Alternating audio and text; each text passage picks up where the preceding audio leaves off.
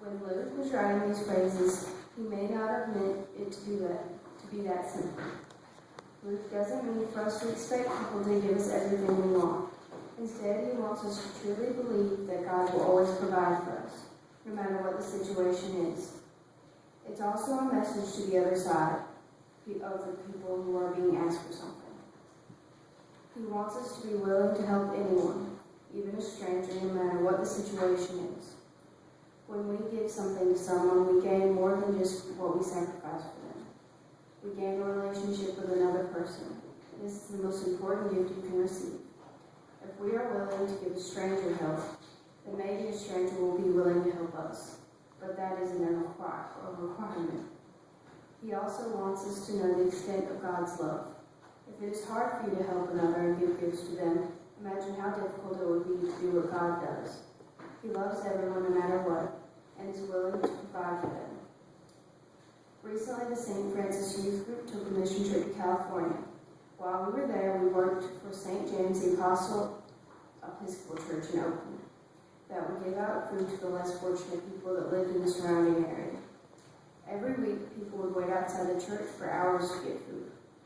Many of the youth were stationed around the building at different tables to give out fresh produce, canned or bagged goods. The people that came to the church would go around to different tables and be given a certain amount of food. We, the youth, were instructed to greet everyone with a smile and a hello, how are you? The extraordinary thing was that most of the people did not speak English at all. Even though they didn't speak English, it was plain to see how grateful they were. We would smile, and most would smile back and say a few English words that they knew back to us. Most phrases included hello, how are you, and a quick thank you. Even the people that did speak English would express their gratitude to us. Their gratitude was nice, but it was not the reason we were there. We were there to help people. Afterwards, every single person that worked handling food and directing the line talked about how wonderful it felt to help people that had come. Some of the girls from the youth group, myself included, even told the stories of the children that we had met while directing the line. In the gospel today, ask and it will be given to you. Search and you will find. Knock and the door will be open to you. Most of the words are about being able to give and receive, search and find. All of the youth later that day said how nice it was to be able to give out food, to be able to give and receive, and so to give out food and to find more places to do drives and food banks, like the one that we had worked in because we were able to see what an impact we had. Truthfully, in some ways, the youth received the best parts of this experience, because we saw how even the littlest actions we can do affect someone and help change their lives. During our trip to San Francisco, we met many people and we saw many things.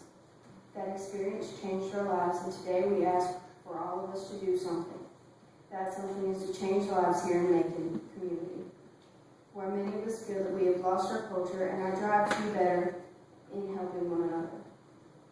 Again, the gospel today is about giving and receiving.